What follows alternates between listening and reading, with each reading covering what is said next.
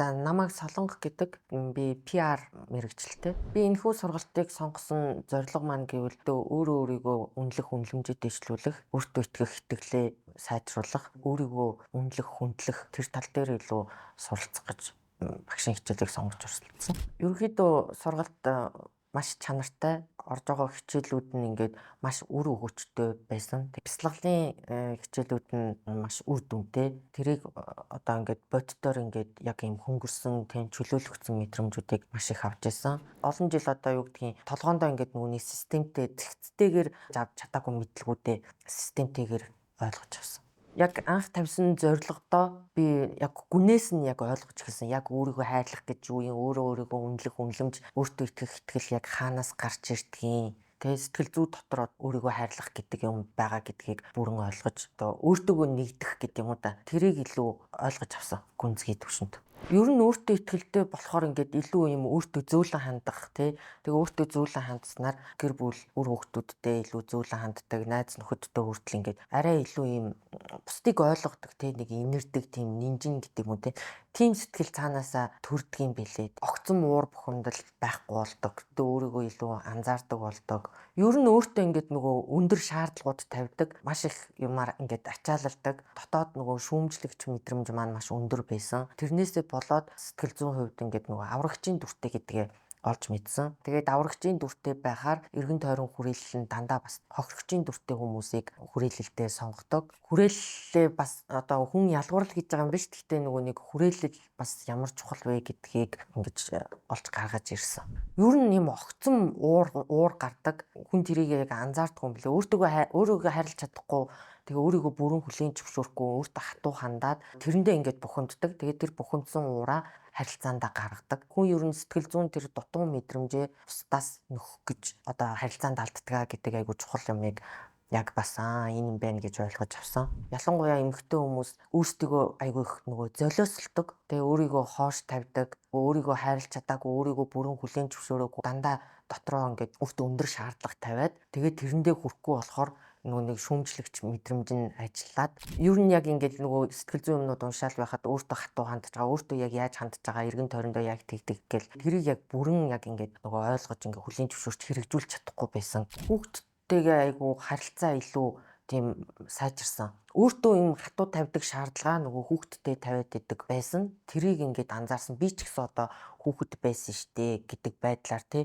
Өөрийгөө ойлгоод зөөллөд ирэхээр бусдыг нөгөө нэг яг л ойлгодог л болт юм билээ. Тэгээ нөгөө алдах эрхийг нь өгөөд алдаж болно. Өөрөөр нь засах тэр хугацаа боломж тийм юмд нь төвчээртэй ханддаг болдог гэх юм. Тэгээ нэг чөлөөлөгдсөн тий хөнгөрсөн тийм маш их хөнгөрсөн тийм мэдрэмж авсан. Ер нь өөрийгөө ингээд хайрлаад өөртөө зөөлөн хандаад ирэхээр хүн хил хязгаараа бас зөв тогтоож эхэлдэм билээ. Сэтгэл зүйд болохоор нөгөө нэг ерөнхийдөө нөгөөний харилцааны асуудлууд явж аав ээжтэйгээ болдог гэд урд нь би бас зөндөө уншиж судалжсэн байхгүй юу. Би ер нь ээжтэй маш их өссөн. Ээжтэйгээ ер нь асуудалгүй гэж боддог гэсэн байхгүй. Одоо асуудалгүй гэдэг нь одоо гомдол юм байхгүй тэр дэргүү маш их эрхэлтэй юм чинь гэд. Гэтэл ээжтэй гомдсон гомдлууд надад илүү гүнзгий одоо шарах үсгсэн байсан. Тэрэн дээрээ ингэж ажиллаад маш том хөнгөлөлийг авсан. Ерөнхийдөө ингэж өөрийгөө тийм хүчилдэг те өндөр шаардлага тавьдаг тийм юмнууд одоо багассан. Тэгээд өөрийнхөө сурсан, мэдсэн, судалсан, уншсан одоо тийм юмнуудыг найз нөхөдтэйгөө ерөнхийдөө их хуваалцдаг.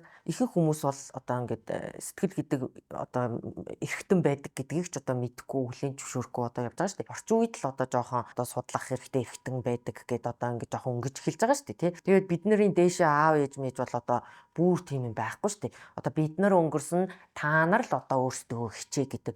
Гэтэл нөгөө алин модноосоо хол унахгүй гэдэг шиг эцэг гэхийн сэтгэл зүй ямар байна? Үр хүүхэд нь ерөнхийдөө яг л тэр сэтгэл зүйн мэдрэмжийг нь давтаж амьдралаа дууддаг тий. Тэгээд тэрийг болохоор бид нар чинь үлийн үр хувь тавилан гэд нэрлэчихэд байгаа байхгүй юу? Тэр тойргосоо л ингээл гарч чадахгүй л ингээл эргэлдээл байж идэг. Тэгээд тэрийгээ үр хүүхэдтэй өвлүүлдэг. Би өөрийнхөө бас тэр авсан бага насны одоо ингээд нэг шарах гээд байгаа зүйлээ бас яг охиндоо давтчихсан а яг анзаарсан. Одоо энэ насн дээрээс харахад бол тэр шарах марах гэд ярихаар юу сүртэй ингээмэр тий.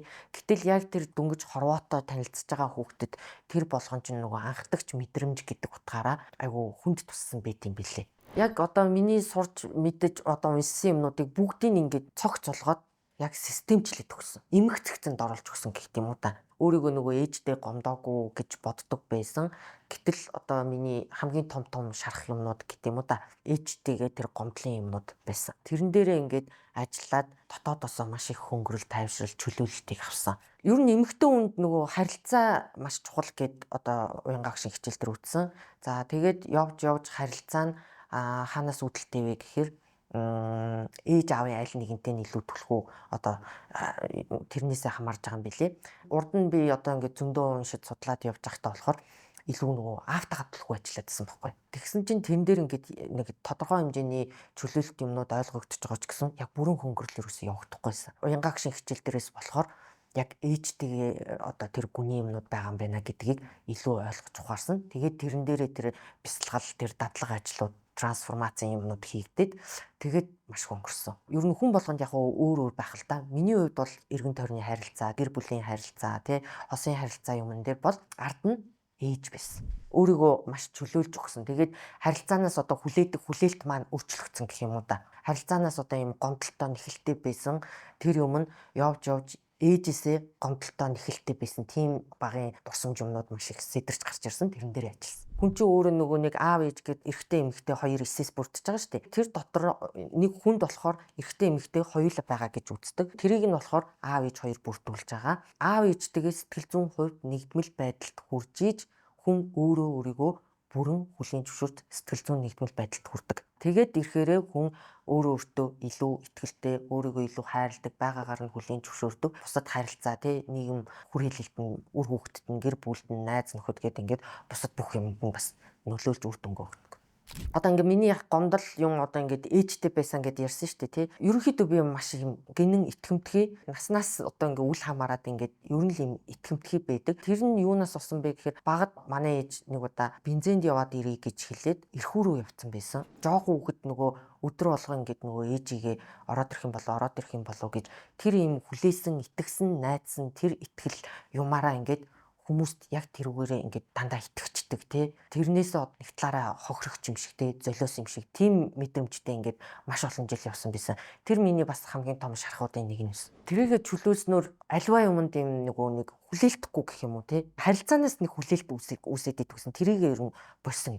Зөвхөн тэр чинь хүлээх биш. Тэрний хажуугаар чинь бас маш их юм сансан сэтгэл байна тий. За ингээд яваад ирснийхэн дараа болохоор тэр чинь шууд хүлээж авахгүй шүү дээ. Одоо нэг тонирхон тий. Тэгээд тэр дурсамж ингээд яг ингээд бодит бараг л өчигдөрхөн болж байгаа юм шиг сэргэж орж ирж одоо сэтэрсэн гэх юм уу та. Тэгээд тэр бяцхан хүүхдээ аргацсан. Одоо энэ багшийн нэг дадлага юмнуудын трансформац хийх бяцлаглалын аргуудаар тэр нь маш их тус болсон. Сургалтын өмнө ерөнхийдөө би ингээд өөртөө маш хатуу ханддаг байсан. Гэхдээ тэрийг ингээд урдан зөндөө уншсан ч гэсэн ерөөсөө яг хатуу хандна гэдгийг ерөөсөө хүлээн зөвшөөрч чаддаггүй, ойлгодоггүй байсан. За тэгээд сургалтанд явж авах явцдаа өөртөө хатуу хандна гэж юу нь яг энийг хэлээд байгаа юм бэ гэд өөрийнхөө хатуу хандж байгаа тэр үйлдэл юмнуудаа ажиглаад анзаарч эхэлсэн. Тэгээд яг тэр өөртөө хатуу хандж байгаа байдлаа яг охиндоо тавтаад байгаа юм байна гэдгээ анзаараад охиноо ч гэсэн зөвлөн хандахыг хичээсэн. Огцом уурлаад тэр мэрийгээ болсон. Ер нь би яг ингэдэг байхгүй юу? Эмх цэгцтэй бай гэдэл шкафнда хувцснуудаа ихгцэн байсан ч гэсэн